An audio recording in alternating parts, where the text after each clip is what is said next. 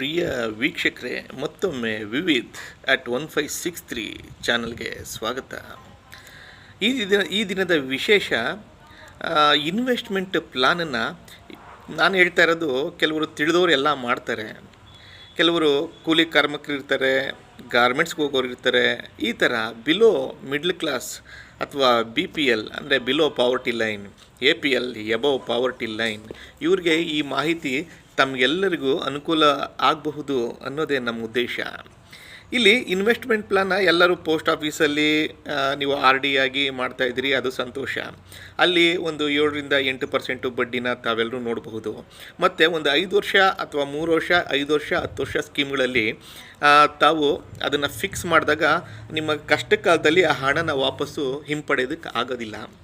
ಅದೇ ಥರ ಕೆಲವರು ಏನು ಮಾಡ್ತಾರೆ, ಇನ್ಶೂರೆನ್ಸ್ ಕಟ್ತಾರೆ. ಅದೆಲ್ಲ ಲಾಕಿಂಗ್ ಪೀರಿಯಡ್ಸ್ ಇರ್ತದೆ. 10 ವರ್ಷಕ್ಕೆ ಇರ್ತದೆ, 15 ವರ್ಷಕ್ಕೆ ಇರ್ತದೆ, 20 ವರ್ಷಕ್ಕೆ ಇರ್ತದೆ, ಈ ಥರ ಎಲ್ಲ ಇರ್ತದೆ.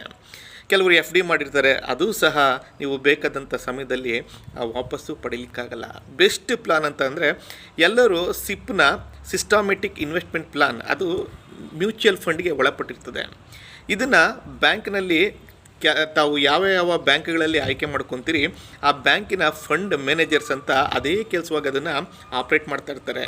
ನಿಮಗೆ ಪ್ರಾಫಿಟ್ ಮಾಡಿಕೊಡೋದೇ ಅವ್ರ ಉದ್ದೇಶ ಆಗಿರ್ತದೆ. ಅದೆಲ್ಲ ತಲೆ ಕೆಡಿಸ್ಕೊಳ್ಳೋಕೆ ಹೋಗಬೇಡಿ. ಕೆಲವರು ಬ್ಯಾಂಕ್ನಲ್ಲಿ ನಿಮ್ಮ ಅಕೌಂಟ್, ಯಾರ್ಯಾರು ಬ್ಯಾಂಕಲ್ಲಿ ಯಾವ್ಯಾವ ಬ್ಯಾಂಕಲ್ಲಿ ಅಕೌಂಟ್ಗಳಿದೆಯೋ ಆ ಬ್ಯಾಂಕಲ್ಲಿ ದಯವಿಟ್ಟು ವಿಚಾರಿಸಿ. ನಿಮ್ಮ ಮಕ್ಕಳು ಒಂದು 5 ವರ್ಷ ಇರ್ಬೋದು, 10 ವರ್ಷ ಇರ್ಬೋದು, ಅಟ್ಲೀಸ್ಟ್ ಒಂದು 500 ರೂಪಾಯಿಂದನೂ ಸಹ ಅಥವಾ 1000 ರೂಪಾಯಿ ಇರ್ಬೋದು, ನಿಮ್ಮ ಕೈಲಾದ ಮಟ್ಟಿಗೆ ಒಂದು 5000 ರೂಪಾಯಿದ ಒಳಗಡೆ, ಅದು 100 ರೂಪಾಯಿಂದನೂ ಮಾಡಬಹುದು. ಒಂದು ಅಂದಾಜು ಒಂದು 500 ರೂಪಾಯಿಂದ ನೀವು ತಿಂಗಳ ಇನ್ವೆಸ್ಟ್ ಮಾಡ್ತಾ ಹೋಗಿ. ಇದನ್ನು SIP ಅಂತಾರೆ, ಸಿಸ್ಟಮೆಟಿಕ್ ಇನ್ವೆಸ್ಟ್ಮೆಂಟ್ ಪ್ಲಾನ್ ಅಂತಾರೆ. ಇದ್ರ ಬಗ್ಗೆ ನೀವು 500 ರೂಪಾಯಿ ನೀವು ಪ್ರತಿ ತಿಂಗಳು ಇನ್ವೆಸ್ಟ್ ಮಾಡ್ತಾ ಹೋದಾಗೆಲ್ಲ ಅದ್ರ ಕಡೆ ಗಮನ ಹರಿಸೋದಕ್ಕೆ ಹೋಗ್ಬೇಡಿ. ಅದು ಕಾಂಪೌಂಡಿಂಗ್ ಇಂಟ್ರೆಸ್ಟ್ ಆಗಿ ಬೆಳೀತಾ ಹೋಗ್ತದೆ. ಏನಪ್ಪ ಇದು ಕಾಂಪೌಂಡಿಂಗ್ ಅಂತಂದರೆ, ಸಪೋಸ್ 500 ರೂಪಾಯಿ 12 ತಿಂಗಳು ಕಟ್ಟಿದಿರಿ, 12 60 6000 ರೂಪಾಯಿ ಆಯಿತು. ಅದು ಮಾರ್ಕೆಟಲ್ಲಿ ಇನ್ವೆಸ್ಟ್ ಮಾಡ್ಕೊತಾರೆ, ಅವರು ಶೇರ್ ಮಾರ್ಕೆಟಲ್ಲಿ ಇನ್ವೆಸ್ಟ್ ಮಾಡ್ತಾರೆ. ಅದೆಲ್ಲ ನಾವು ತಲೆ ಕೆಡಿಸ್ಕೊಳ್ಳೋ ಅವಶ್ಯಕತೆ ಇಲ್ಲ. ಅವ್ರ ಉದ್ದೇಶ ಇಷ್ಟೇ, ಫಂಡ್ ಮ್ಯಾನೇಜರ್ಸ್, ಆಯಾ ಬ್ಯಾಂಕಿನ ಫಂಡ್ ಮ್ಯಾನೇಜ್ಮೆಂಟ್ ಯಾರು ಮಾಡ್ತಾರೆ ಅವ್ರ ಉದ್ದೇಶ ಇಷ್ಟೇ, 15%ಇಂದ 20% ಆಗ್ಬೋದು, 30% ಆಗ್ಬೋದು, ಈ ಥರ ರಿಟರ್ನ್ಸ್ ಕೊಡ್ತಾ ಇರ್ತದೆ. ಆ ಮಾರ್ಕೆಟ್ ಫ್ಲಕ್ಚುಯೇಟ್ ಆಗೋದ್ರ ಮೇಲೆ ಆ ಹಣ ಬೆಳೀತಾ ಹೋಗುತ್ತೆ.